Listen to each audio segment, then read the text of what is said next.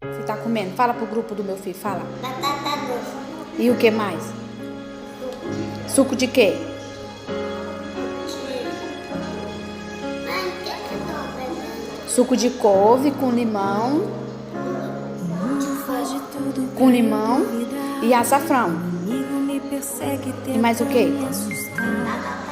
E isso, tá gostosa essa batata doce? Conta pro teu grupo o que tu vai fazer hoje. O que tu vai fazer hoje? A quimioterapia vai acabar hoje. E vai fazer o quê? Vai fazer o que mais? A quimioterapia acaba hoje, meu filho vai ter alta amanhã. Eba! Vai?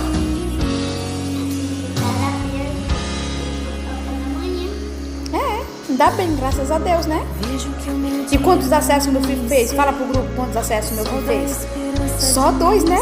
Jesus abençoou meu filho, né? Passou 20 dias de internado e só fez 2 acessos, né? Pois é, graças a Deus, né? Dá um beijão pro grupo.